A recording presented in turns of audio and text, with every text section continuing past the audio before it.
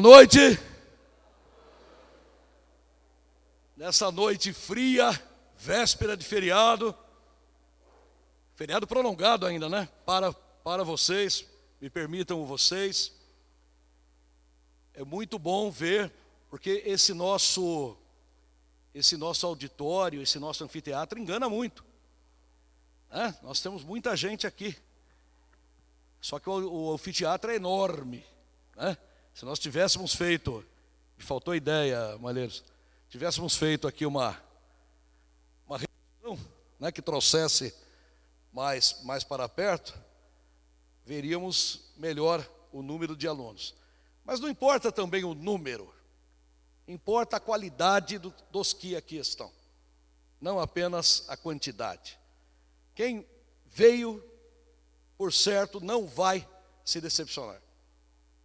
Eu tenho aqui ao meu lado não apenas um outro desembargador, eu tenho ao meu lado um verdadeiro irmão, alguém a quem considero demais, tenho grande admiração, respeito, apreço, porque existem pessoas boas, são muitas. Existem pessoas ruins, são muitas também. Existem poucas pessoas muito boas. Existem poucas pessoas muito ruins. Mas são raras as pessoas excepcionais, excepcionalmente boas.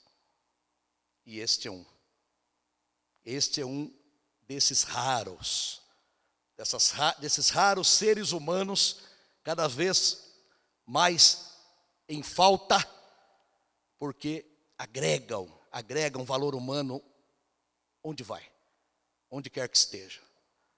Ele não é um mero professor da FADIPA. Ele é um verdadeiro ícone da FADIPA. É meu ícone. Faço questão de dizer. A gente se conhece há muito tempo. Eu posso falar isso com absoluta tranquilidade, serenidade. Eu sou candidato ao órgão especial. Não estou querendo o voto dele. Não é por aí. É o meu irmão. E eu tenho certeza que vocês vão adorar. Este nosso desembargador, além de professor aqui, é pró-reitor da Pontifícia Universidade Católica de São Paulo. PUC de São Paulo. Não sei se vocês sabiam. Então é alguém que também academicamente está lá nos píncaros. Falei bonito, hein? É alguém que está no topo. E que nós temos o orgulho, a honra e o privilégio de termos como professor.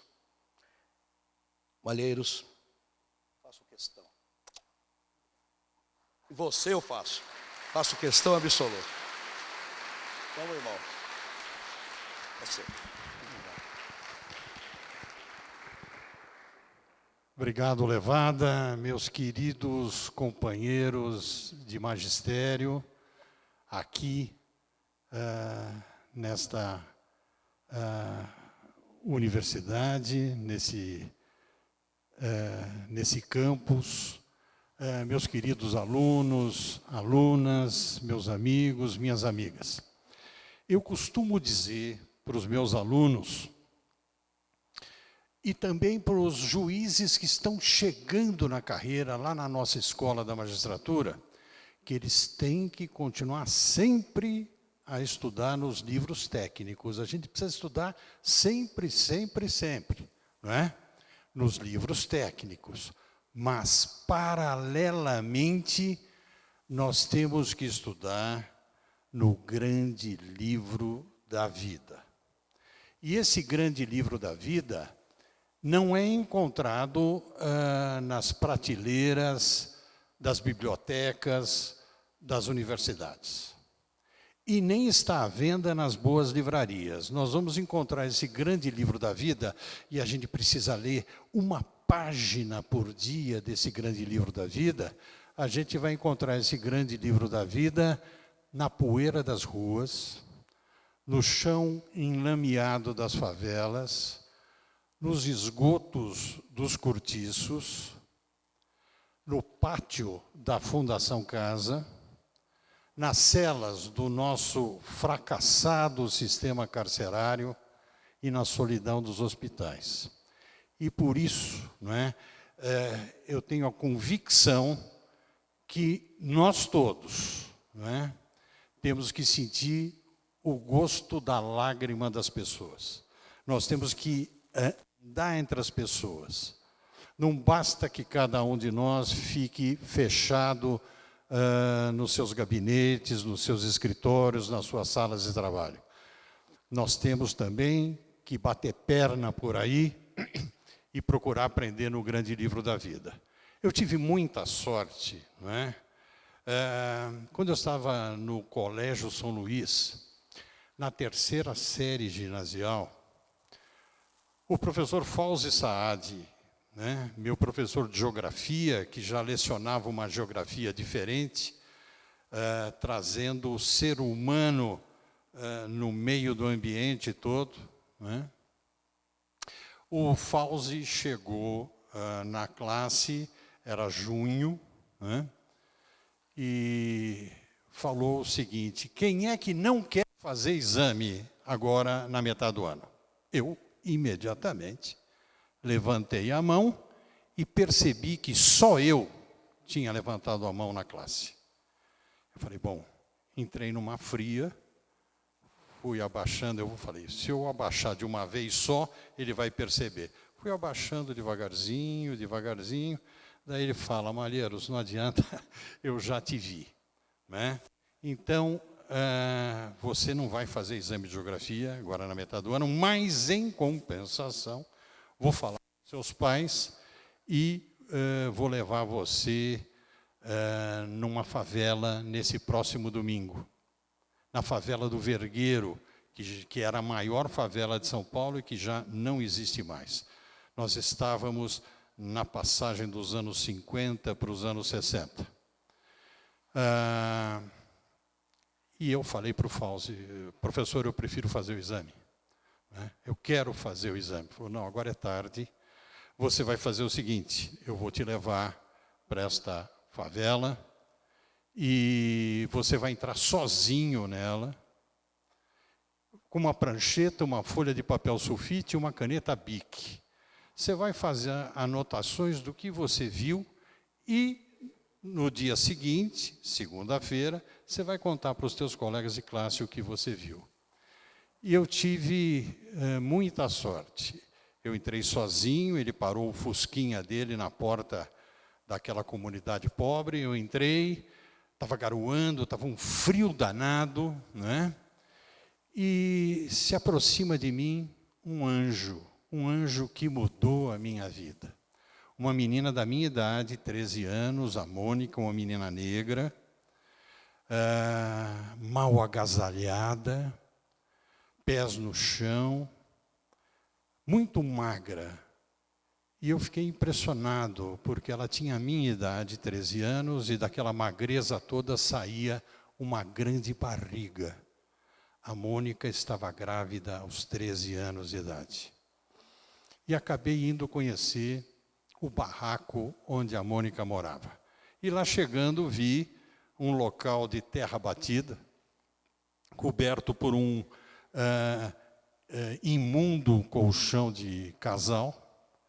Em cima desse colchão de casal tinha um pouco de tudo. Tinha tijolos, latas enferrujadas, ferros retorcidos, pneus, jornais amarelados, uma geladeira sem porta, um fogão de pé quebrado e uma antiga televisão dos anos 50 com vidro rachado.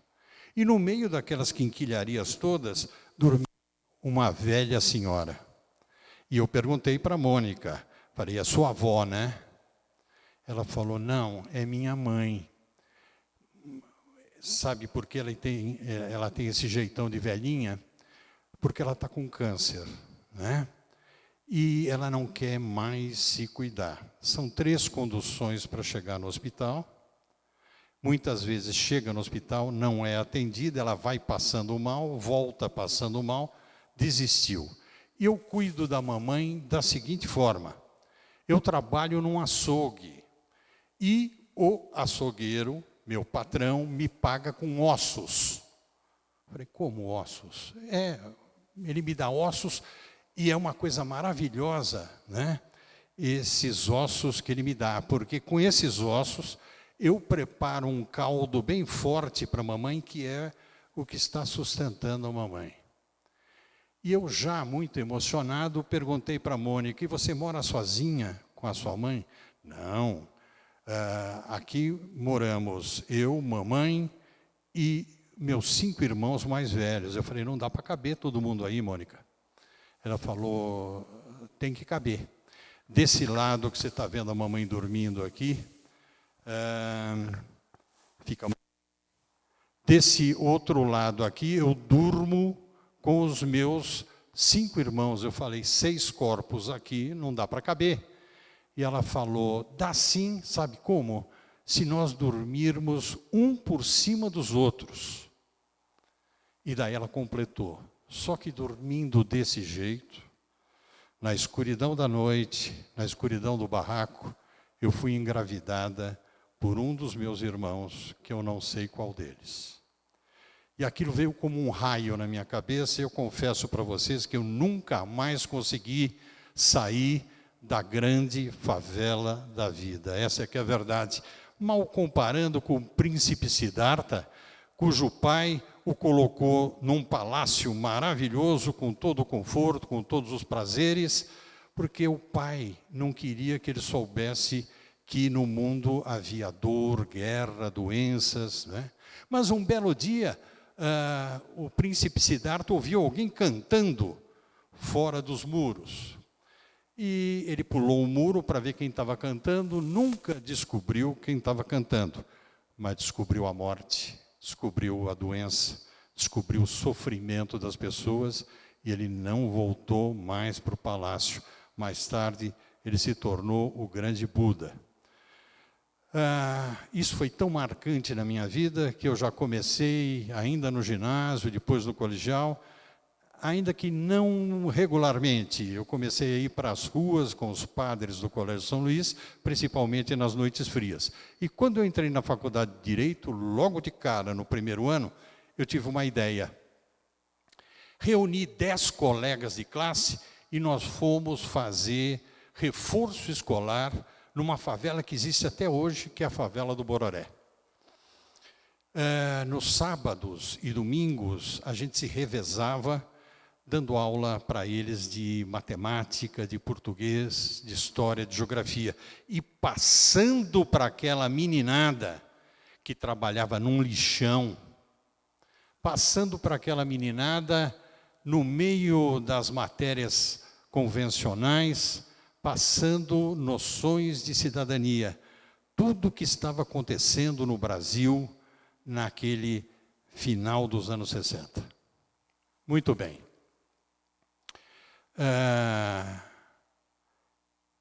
Fiquei lá 10 anos, né?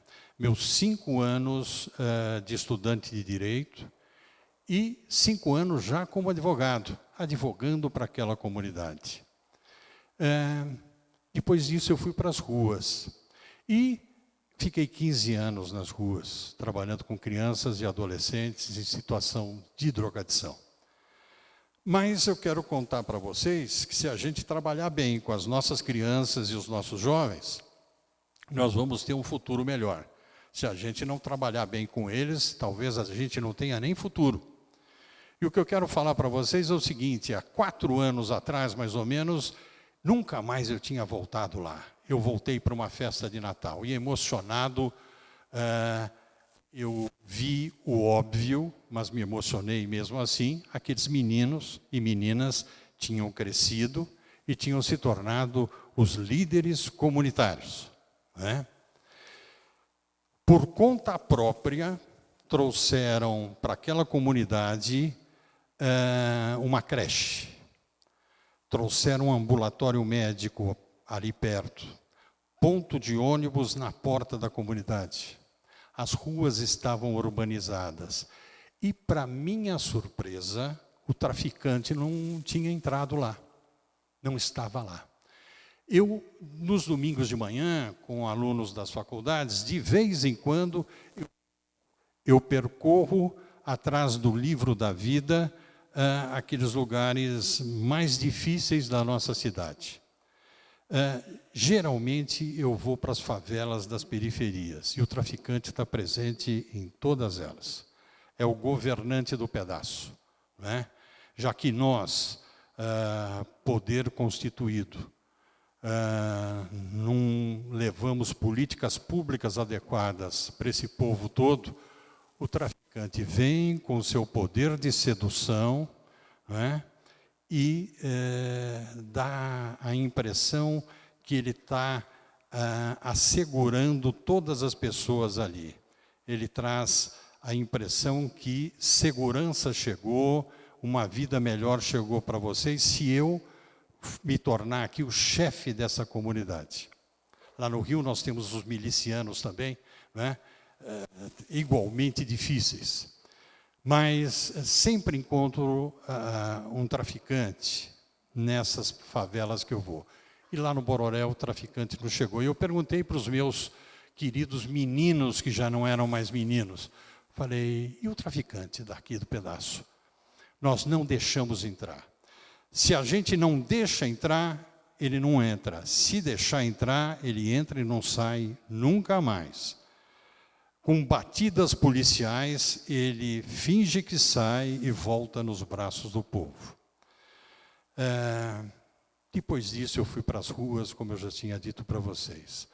E fiquei nos anos 70, em metade dos anos 80, trabalhando com crianças e adolescentes em situação de drogadição. É evidente que eu encontrei adultos e adultos interessantes. Nem todo mundo que está nas ruas por pobreza. Tem muita gente que está nas ruas por alcoolismo, por drogadição, por depressão, por tristeza. Tem uma massa grande de pobres, pessoas que perderam suas casas e tal. Mas tem muita gente que poderia estar morando com a família e não está em lugares bacanas e tal. Um dos primeiros adultos que eu encontrei foi um piloto da Pan América, um piloto da Panam, uma companhia aérea que já não existe há muitos anos. E eu falei, mas você é comandante de aviação, o que você está fazendo aqui? Ele falou o seguinte, meu filhinho de 5 anos morreu de câncer, e depois que eu saí do cemitério, depois de enterrar o meu filho, eu não tive mais coragem de voltar para casa. E estou aqui. Falei com ele muitas vezes e, de repente, ele sumiu ali das ruas.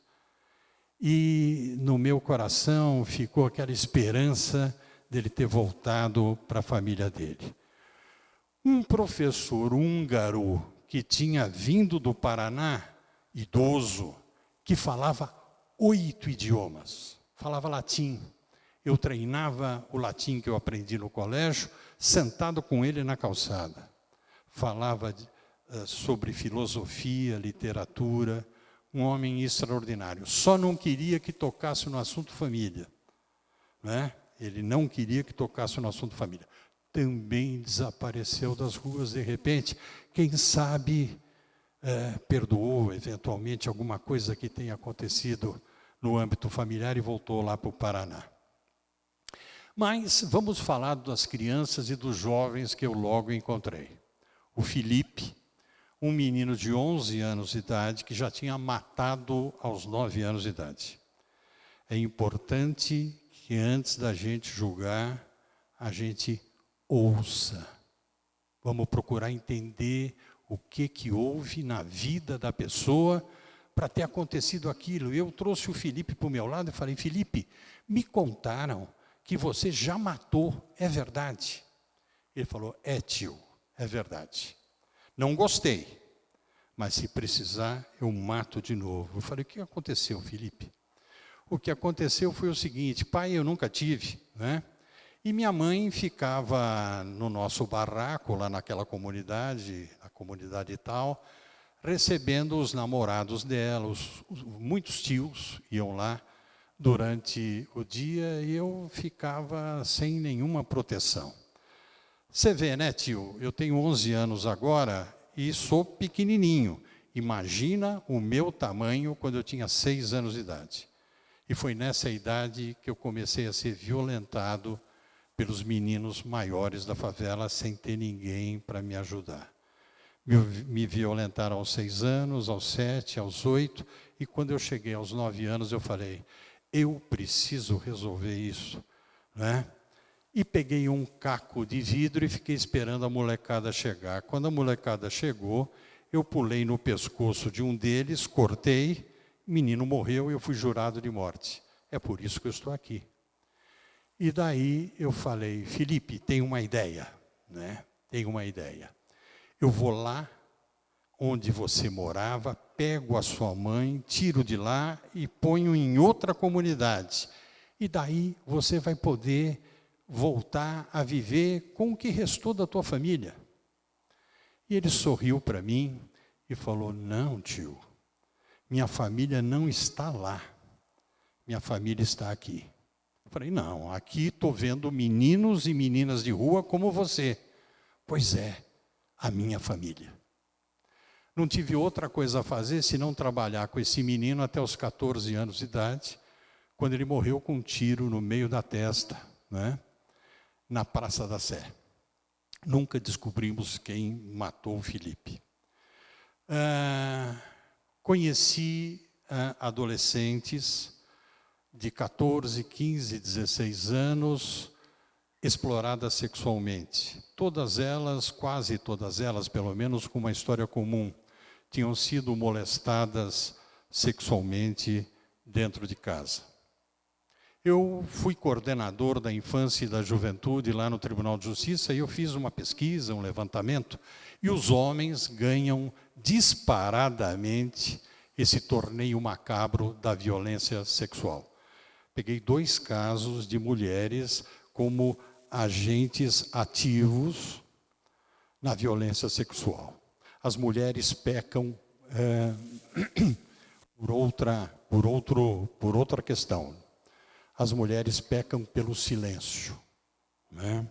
As mulheres silenciam diante da violência sexual que acontece dentro de casa. Nessa violência sexual predominantemente masculina, entra o vovô, entra o tio, entra o primo, entra o irmão mais velho, o amigo do irmão mais velho, o vizinho, né? Mas quem ganha, né, os mais frequentes são os pais e são os padrastos. E por que as mulheres silenciam? Por várias razões. Receio de perder a segurança financeira, porque tem medo dele, né, ele é um homem grandão e violento, é melhor eu ficar quieta. Por incrível que possa parecer, porque amam aqueles homens que fazem mal às suas filhas e filhos. Amam. Tem medo do escândalo, né? Se eu abrir a boca, a vizinhança, meus parentes, todos vão saber o que aconteceu, é melhor ficar quieta. E por incrível que possa parecer, algumas culpam as próprias crianças. Falando há uns 2, 3 anos atrás, com uma senhora muito humilde, ela falou, não, doutor, a culpa do que aconteceu não foi do meu companheiro, foi daquela diabinha. A diabinha, a filha dela, de 10 anos de idade. Foi daquela diabinha que fica passando de calcinha na frente do meu companheiro. O senhor sabe, né, doutor? Homem é homem, né? O que eu vou falar para uma mulher dessas, né? O que eu posso falar diante dessa tristeza toda, né? Enfim, e encontrei uma das melhores pessoas da minha vida, que eu adotei afetivamente. Eu já vou falar da família formada pelo afeto. Eu fui um dos primeiros no Brasil a falar da família formada pelo afeto. Eu e a Berenice Dias, lá no Rio Grande do Sul. Já conto para vocês como é que eu comecei a trabalhar com esta coisa da família formada pelo afeto. Esse filho das ruas que eu adotei afetivamente era um meninão de 15 anos de idade, filho de um engenheiro e de uma professora, viciadíssimo em cocaína. Os pais não aguentaram, tocaram ele na rua, né? Ele estava sumindo com tudo dentro de casa, e para ele se sustentar e sustentar o vício, ele se tornou um trombadão. Corpulento, ele vinha correndo, pumba, derrubava as pessoas, pegava bolsa, brinco, colar, o que pudesse pegar. E um belo dia, eu peguei esse menino rezando dentro da igreja de Santa Efigênia, ali do lado da Praça da República, onde ele agia. Como bom fariseu hipócrita, eu fui para a porta e fiquei esperando o menino sair. E quando ele saiu, eu falei para ele, o que um bandido como você está fazendo rezando dentro de uma igreja? Ele sorriu, um sorriso super simpático, e falou para mim algo que não explicava e muito menos justificava. Mas uma resposta incrivelmente interessante. Ele falou para mim o seguinte, eu rezo para que aquelas pessoas que eu derrubo não se machuquem. Eu achei aquilo super interessante e comecei a prestar atenção nesse menino. Uns 8, 9 meses depois, eu fiz um convite para ele. Eu ainda era advogado. Fiz um convite para ele. Depois que eu fiz o convite, eu falei, não devia ter feito. Se ele responder sim, eu estou perdido. Ele respondeu sim. Eu tinha convidado aquele menino para ser office boy no meu escritório. Falei, e agora? Como é que eu faço? Vou chegar no escritório, vou falar o quê para meus colegas de escritório? Cheguei, me enchi de coragem, reuni meus colegas, meus sócios, reuni as secretárias e falei, gente, resolvi o problema do nosso office boy. Já temos um office boy. Olha, ele é viciado em cocaína e é um trombadão. Mas eu garanto que ele é uma ótima pessoa. Quase fui linchado, quase me atiraram pela janela. E levei o menino. Foi fazer um tratamento no Hospital das Clínicas, voltou a morar com os pais, voltou a estudar. Excelente funcionário e recaída. Uma recaída, 2 recaídas, 3 recaídas, 4 recaídas, 5 recaídas, 6 recaídas, 7 recaídas. E na minha 8ª tentativa de resgate desse menino, eu falei para ele uma frase que eu já não lembrava mais, né? Que eu esqueci, mas ele me relembrou depois. Eu falei para ele assim, cara, você é um pé no saco. Você é o cara mais chato que eu já conheci na minha vida. Eu não aguento mais você. Mas, passado esse tempo todo, eu passei a amar você como a gente ama um filho. E de filho a gente não desiste. Vamos embora de novo. E dessa vez ele saiu e não voltou mais para as ruas. Hoje ele é um professor da Fundação Getúlio Vargas. É um admirável administrador hospitalar. Conduziu em São Paulo e hoje conduz no Rio de Janeiro, para onde ele foi transferido, um trabalho maravilhoso com crianças e adolescentes de rua em situação de drogadição.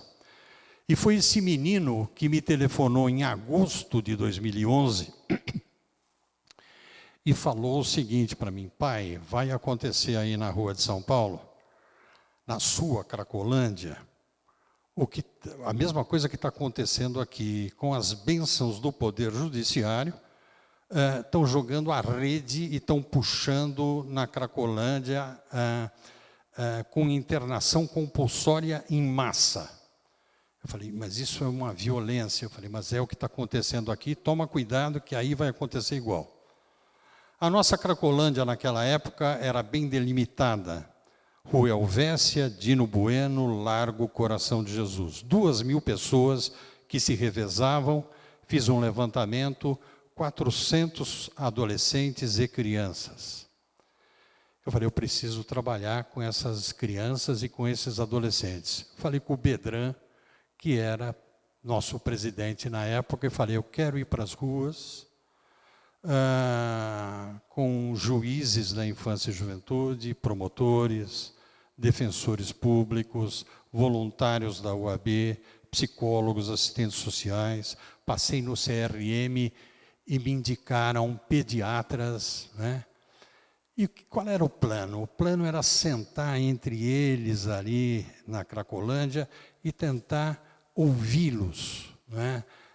Tomar contato com a vida daquelas crianças e aqueles adolescentes, na esperança da gente tirá-los de lá e colocá-los num lugar mais seguro, né? E logo antes de eu montar esse grupo e falar com o presidente do tribunal, eu fui sozinho lá na Cracolândia para saber o que é a tal da Cracolândia. Eu estava longe das ruas há muitos anos. Eu saí das ruas em 84. E saí por quê? Eu era diretor da Revista dos Tribunais, da editora Revista dos Tribunais, e o nosso tesoureiro, um cara grandão, fortão, morreu de pneumonia. Estranho, como um cara forte desse jeito pode ter morrido de pneumonia. Eu fui falar com o médico dele, falei, como é que é isso? Ele falou, ele morreu de uma doença intercorrente, pneumonia, porque ele não tinha defesa alguma. Ele tem AIDS, ele tinha AIDS. Eu falei, me fale sobre a AIDS. E ele falou, ao invés de falar sobre a AIDS com você, eu vou mostrar para você o que é a AIDS. E me levou no Hospital Emílio Ribas, de onde eu nunca mais saí, né? Isso foi em 84, 85. Quando eu cheguei no Hospital Emílio Ribas, ele falou, isto é AIDS. E eu vi uma montanha de homens, todos eles homossexuais. A AIDS pegou em primeiro lugar os homossexuais, depois vieram os hemofílicos, os que sofreram transfusão de sangue, os promíscuos, as mulheres, né? Naquela época eram homens. Me lembro que tinha uma menina de 18 anos de idade. O restante, homens e homossexuais. E eu perguntei para o médico, cadê a família deles? E o médico falou, não vem. A família tem raiva, a família tem medo, a família tem vergonha, não vem. Quem vem de vez em quando são os namorados deles. E eu vi aquela desgraça, aquela miséria tão grande, eu falei, eu preciso trabalhar com esses caras, né? Saí das ruas e comecei a trabalhar com eles. E foi uma experiência extraordinária. Primeiro, porque eu comecei a jogar na lata do lixo o meu preconceito. Eu tive toda uma formação de machão latino-americano, né? E comecei a jogar no lixo, aos pouquinhos, o meu preconceito, trabalhando com aqueles doentes todos, que ficavam horrorosos. Naquela época não tinha coquetel, não tinha remédio, não tinha nada. Eles morriam como moscas, feios, sem cabelo, sem dente, sem pálpebra. A conjuntivite comia as pálpebras, né? Magros, né? Defecando e urinando em seguida em fraldões, o corpo coberto de sarcomas de Kaposi, que são tumores pretos, né? E aprendi muito trabalhando lá. Um belo dia, e eu devo a minha dissertação de mestrado, quando eu comecei a falar da família formada pelo afeto, eu devo a minha dissertação de mestrado ao que aconteceu naquele dia, naquela enfermaria. Eu estava trabalhando naquela enfermaria com um jovem cantor, que estava acabado. Eu já tinha conversado com ele várias vezes, cantor de 25 anos de idade, e naquele dia eu percebi que ele ia morrer, estava morrendo, né? Depois de a gente trabalhar num lugar assim, a gente logo começa a perceber quando a morte está se aproximando. E eu cheguei perto dele e ele fez um sinal para eu tirar a máscara de oxigênio dele. Eu tirei a máscara e falei, o que você quer? Ele falou, eu quero cantar. Eu falei, mas que cantar que é nada? Você não está conseguindo nem falar, rapaz. Você está agônico. Vou colocar a máscara de novo. Ele segurou meu braço, falou, eu tenho o direito de morrer como eu quiser. Eu sou cantor, quero morrer cantando. E peço que você cante comigo. Eu sentei do lado dele e comecei a cantar junto com ele. Mas logo parei de cantar porque olhei para a porta e vi uma senhora que chorava, mas não entrava na enfermaria. Fui falar com ela, eu falei, posso lhe ajudar, minha senhora? Ela falou, ninguém pode me ajudar porque eu estou vivendo uma grande contradição. Primeiro, eu estou emocionada por ver que o senhor, que não é da nossa família, está com ele enquanto nós não estamos. Eu falei, família? A senhora é familiar dele? Eu sou a mãe dele. Eu falei, dona, não perca tempo, eu tenho uma péssima notícia para a senhora, ele está morrendo. Ela falou, confere. Acabei de falar com o médico de plantão, e o médico falou que ele não escapa de hoje. Falei, pois é. Então a senhora vai passar naquele balcão, vai pegar a mesma indumentária que eu estou usando, avental, máscara, gorrinho, luva, e fica do lado dele nesses últimos momentos. Eu saio, a senhora fica. E daí ela disse, é aí que está a contradição. Eu o expulsei de casa aos 15 anos de idade por ele ser homossexual. Eu não consigo perdoá-lo. E eu tentando demovê-la daquela posição tão dura, passa por mim, já com avental, com máscara, gorrinho e luva, um cara alto, forte, que se dirige ao doente, tira a própria máscara, dá um beijo na testa dele, senta do lado dele, pega na mão dele e continua cantando aquela mesma canção que eu estava cantando com ele. E em pouco tempo, aquele rapaz morreu. E é evidente que daí entra a minha fantasia na parada, né? Havia penumbra naquela enfermaria e esse doente morreu com um sorriso tão bonito que eu acho que aquela enfermaria se iluminou. E eu olhei para aqueles jovens parceiros homoafetivos e falei, meu Deus, eu não tinha percebido, isto é uma família. Olhei para a porta, para aquela mãe que chorava, mas não entrava, e falei, isto não é uma família. E naquele momento comecei a escrever na minha cabeça a minha dissertação de mestrado, que saiu no início dos anos 90, onde eu trato da timidez do legislador constituinte ao definir família formada pelo afeto. Pois é, trabalhei com adultos com AIDS até 97. E em 97, um diretor da TV Globo, Valdir Cimino, me procura com duas secretárias dele e fala, quer dizer que você é o juiz, eu já estava no primeiro tribunal de alçada, quer dizer que você é aquele juiz que trabalha com adultos com AIDS no Emílio Ribas? Sou eu. Que tal mudar de clientela? Falei, como mudar de clientela? Vamos trabalhar com crianças. Eu acabei de voltar dos Estados Unidos, lá eu conheci o Pat Adams, né, um dos criadores dos Doutores da Alegria. Vamos trabalhar com crianças, vamos contar histórias para as crianças, vamos fazer palhaçada para as crianças. E lá fui eu. Saí da ala dos adultos e fui trabalhar com aquelas crianças todas.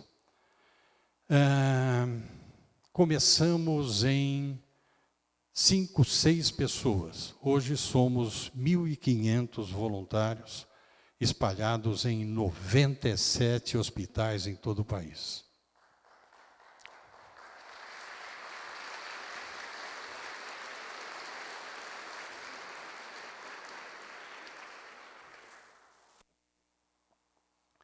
Hoje tem um treinamento de alguns meses para quem quiser ser voluntário no Vive e Deixe Viver.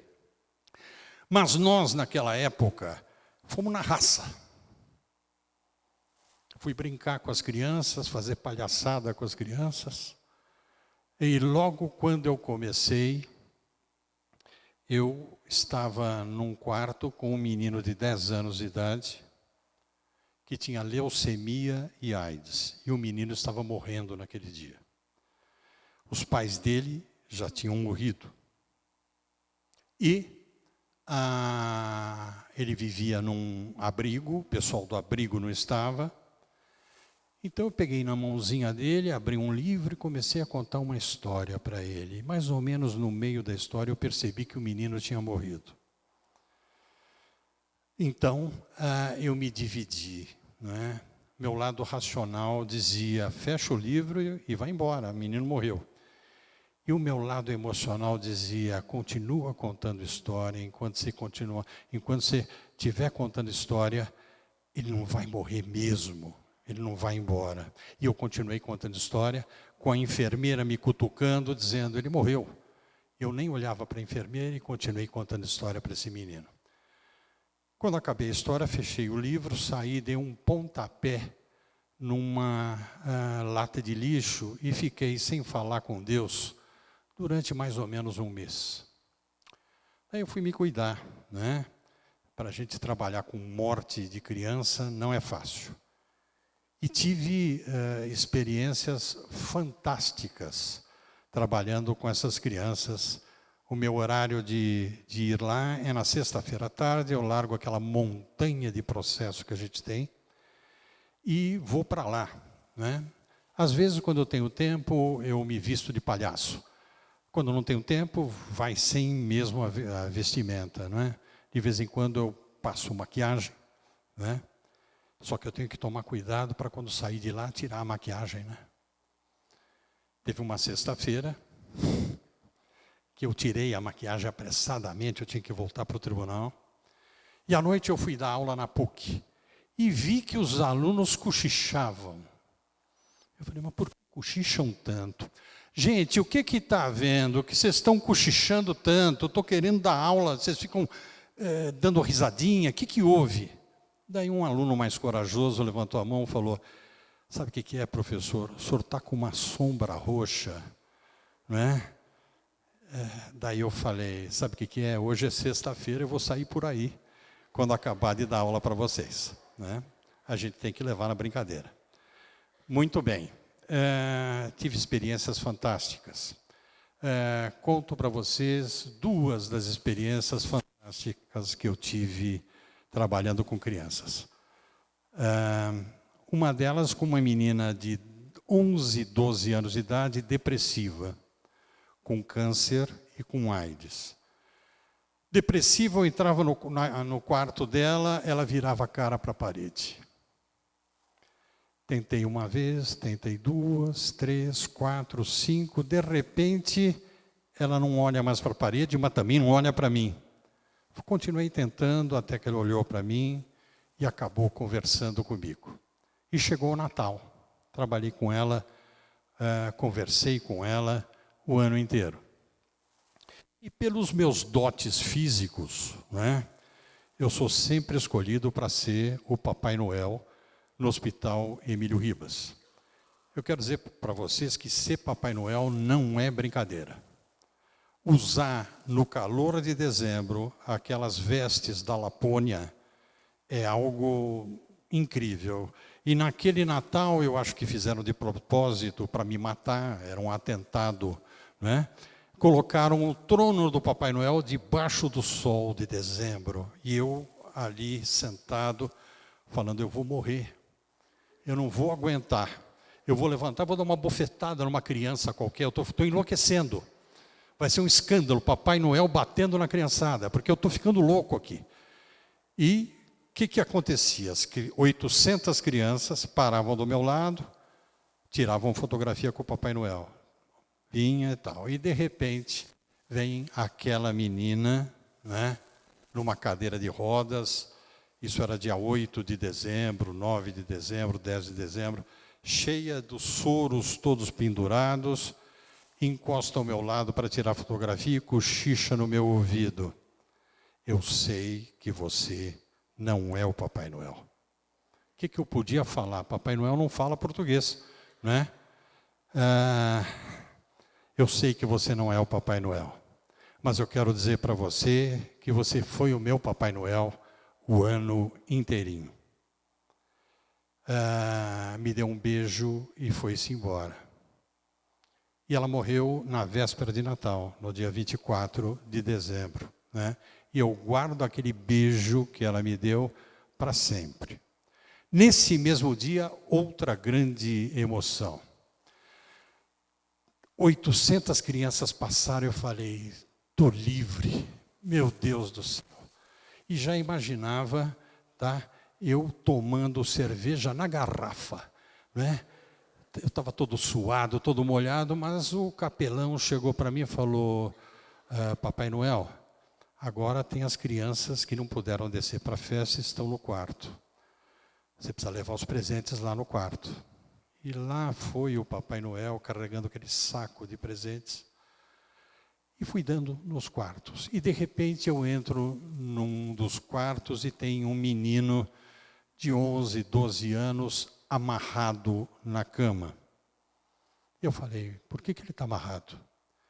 E a enfermeira me falou, que ele é um psicótico. Ele tem AIDS, por isso ele está aqui no Emílio Ribas. Ele é um psicótico. Ele, na semana passada, ele deu um murro na cara de um enfermeiro que fraturou o nariz dele.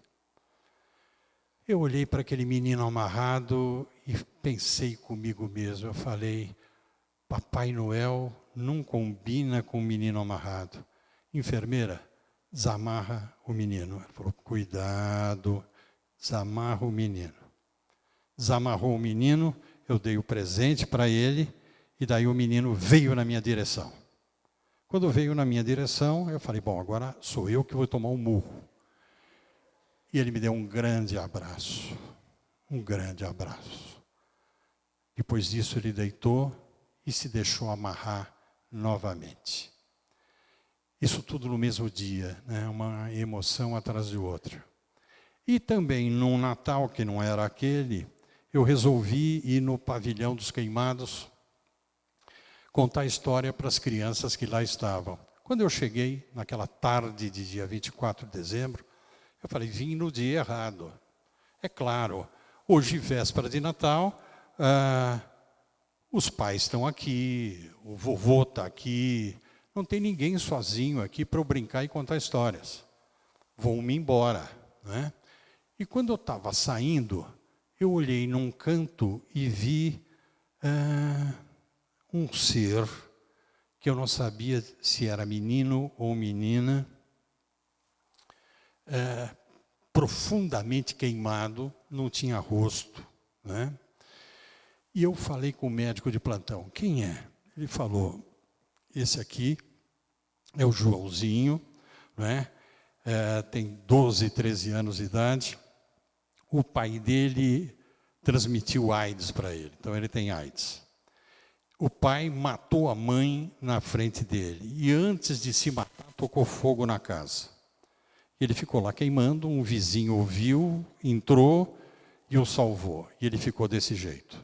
Já fizemos 20 operações nele, mas não tem o que fazer mais. Mas ele vive aqui, né? De vez em quando ele vai para um abrigo, mas maior parte do tempo ele está aqui. E eu falei, é com esse que eu vou, né? Sentei do lado dele, lá pelas 2h da tarde, brinquei, cantei, contei piada, fiz palhaçada, e o menino não se moveu. 18h, eu falei, o que eu estou fazendo aqui diante de um menino que não se move, não é? Perdi meu tempo. E quando eu estava lavando as mãos para ir embora daquela enfermaria, eu senti um puxão no meu jaleco, olhei e era aquele menino sem rosto que me disse: tio, pode não parecer, mas eu estou sorrindo. Né? E essas coisas fazem com que a gente não desista. Voltei para as ruas, já estou terminando, né? Voltei para as ruas, eu tinha perdido a prática, depois de trabalhar esse tempo todo em hospital. Eu não fui mais para as ruas, perdi a prática. Fiquei perdido no meio daquele novo cenário, os atores mudaram, o cenário mudou, as drogas mudaram. E eu me senti perdido. Liguei para o meu filho das ruas lá no Rio de Janeiro, falou: meu filho, eu estou perdido. Estou perdidaço aqui, eu não sei nem por onde começar. Ele falou: pai, eu vou tirar licença 2 semanas aqui e vou aí para São Paulo para te ajudar, para você voltar a lembrar do trabalho na rua. E ele veio. E naquela fase inicial, nós topamos com um menino do lado da Estação da Luz, de 4 no chão. Era um menino que devia ter uns 10 anos de idade, imundo, com o corpo cheio de feridas. A primeira coisa que se ganha ao morar nas ruas é a doença de pele. E eu me ajoelhei diante daquele menino, mais ou menos como eu me ajoelho na noite de Natal, diante do menino Jesus na manjedoura. Me ajoelhei diante daquele Jesus, menino Jesus, tão sujo, tão cheio de feridas, e comecei a conversar com ele. E logo percebi que ele não estava prestando atenção. Por quê? Ele tinha acabado de dar uma cachimbada e estava voando. Mas eu comecei a ficar impressionado com as marcas de sangue vivo que via em torno dele.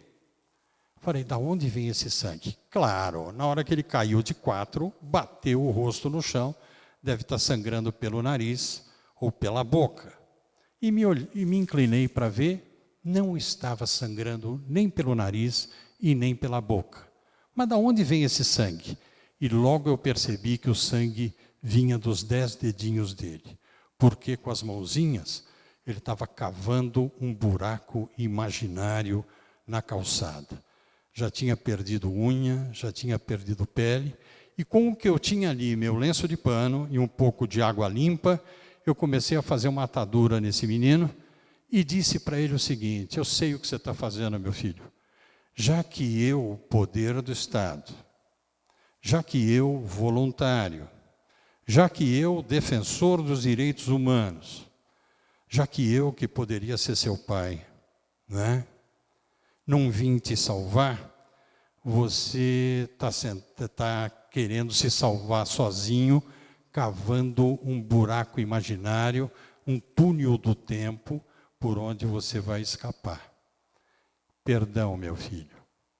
Levantei, virei para o meu filho das ruas, que me olhava, falei: acabou. Não tenho mais estômago, não tenho mais condição. Eu perdi a embocadura. Meu filho, eu não vou conseguir. Daí o meu filho das ruas botou a mão no meu ombro e falou: pai, você se lembra o que você falou para mim no dia 19 de setembro de 1979? Não, não lembro. Você disse para mim o seguinte: cara, você é um pé no saco. Você é o cara mais chato que você já tinha conhecido. Você não me aguentava mais. Mas, de qualquer maneira, passado aquele tempo todo, você tinha passado a me amar como quem ama um filho. Pois é, pai, agora esse aqui é o nosso filho. Você falou que de filho a gente não desiste, não podemos desistir dele. E eu não desisti. E cada vez que eu penso em desistir das coisas que eu faço, dessas loucuras todas, eu lembro do menino que não tinha rosto, lembro daquela menina que me deu o beijo na véspera de Natal, lembro do menininho que foi desamarrado e me deu um abraço, né? e me lembro do que o meu filho me disse, que a gente não pode desistir das pessoas. E eu continuei. Muito obrigado. Agora me diga, se arrependeram? Não. Este é muito mais do que um desembargador. É um ser humano com uma alma nobre. Meu amigo, meu irmão, o que eu posso dizer? O cantor todo mundo sabe quem é, né? Você pode falar ou não? Quem Cantor, era? não posso falar. Eu sei, ele não pode falar. Depois eu...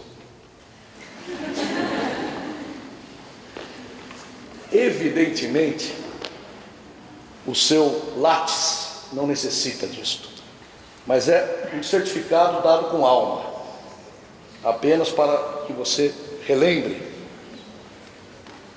esta noite com estes alunos que tiveram essa ótima escolha, essa opção de vir nessa noite fria, no entanto, esquentar a alma. É um certificado, né, de que se trata de uma aula magna. Quando se fala em aula magna, é uma aula além de uma aula normal. A aula magna tem a ver com o quê? Com magnitude, ou seja, é o topo, é aquilo que está além. Esta não foi uma aula de direito, essa não foi uma aula jurídica, esta foi uma aula de vida. E eu espero que vocês tenham guardado tudo que foi passado aqui, porque tudo que foi passado aqui se sintetiza numa única palavra: amor. O que este homem passa para quem o conhece, e hoje vocês passaram a conhecê-lo melhor, o que este homem passa é amor. Muito obrigado.